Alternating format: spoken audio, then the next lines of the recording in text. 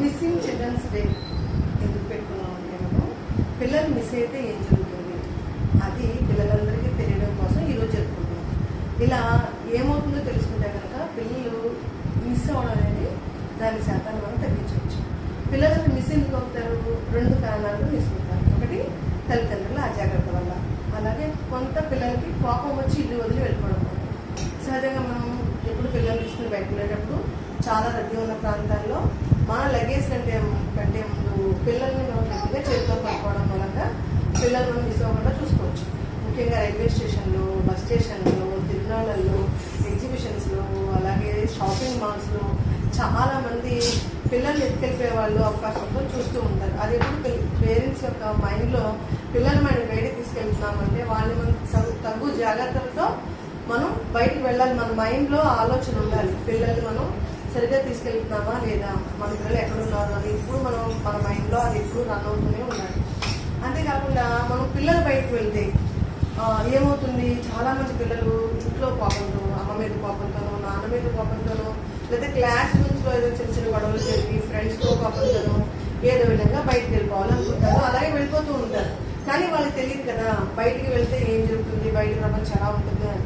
అందుకని పిల్లలకి మనం తరచూ చెబుతూ ఉండాలి. ఏం చెప్పాలి?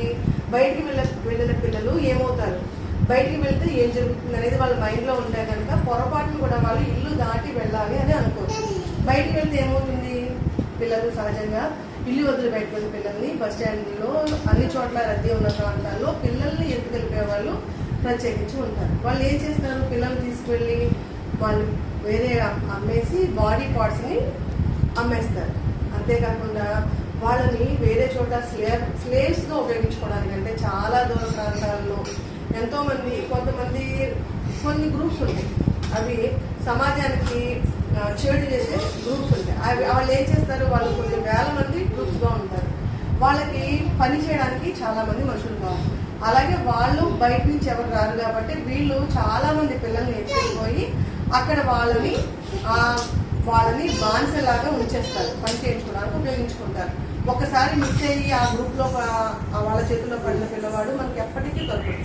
అలాగే ఇంకా చాలామంది పిల్లల్ని ఏం చేస్తారు, ముష్టి వాళ్ళుగా చేసేస్తారు. కళ్ళు తీసేసి కాళ్ళు తీసేసి వాళ్ళని అడుక్కునే ముష్టి వాళ్ళ మాఫియాలో కొంతమంది పిల్లల్ని వాళ్ళు తీసుకెళ్ళిపోతారు.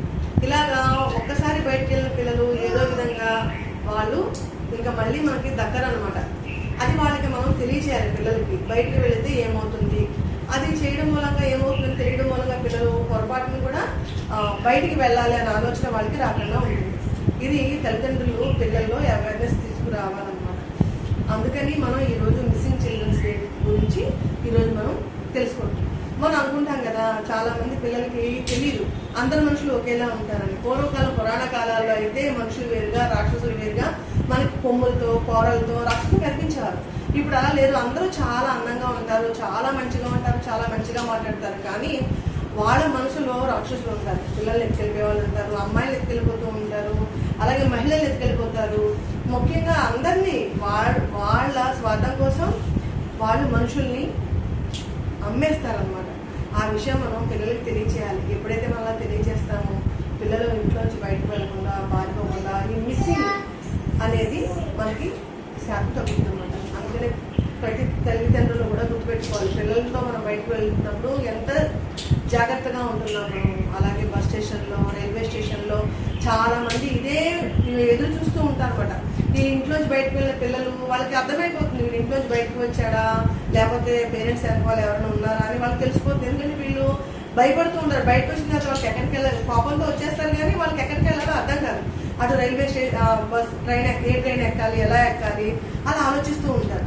ఈవినింగ్ అయ్యేసరికి వాళ్ళు అక్కడే ఉండిపోతారు. అప్పుడు వీళ్ళు ఉదయం నుంచి అబ్జర్వ్ చేస్తూ దగ్గరకు చేరుకుని ఏదో ఒక దొంగ మాటలు చెప్పి వాళ్ళని తీసుకెళ్ళిపోయి వాళ్ళు అనుకున్న వాళ్ళకి అమ్మేస్తారు. అందుకని పిల్లలు మీరు చాలా జాగ్రత్తగా ఉండాలి. ఎంత కోపం వచ్చినా, ఏమొచ్చినా, ఎలాంటి సమస్య వచ్చినా మీరు మీ టీచర్స్తోనో, మీ పేరెంట్స్తోనో, లేకపోతే మీ ఫ్రెండ్స్తోనో షేర్ చేసుకోవాలి తప్ప ఇల్లు విడిచిపెట్టి బయటకు వెళ్ళాలన్న ఆలోచన ఎప్పుడూ రానియకూడదు. ఎందుకంటే మన ఇల్లు మనకి స్వర్గం లాంటిది. మన ఇంట్లోనే మనల్ని అందరూ బాగా చూసుకుంటారు. మరి బయటకు వెళ్ళారో మళ్ళీ మనం ఇల్లు చేరుకోవడం చాలా కష్టం.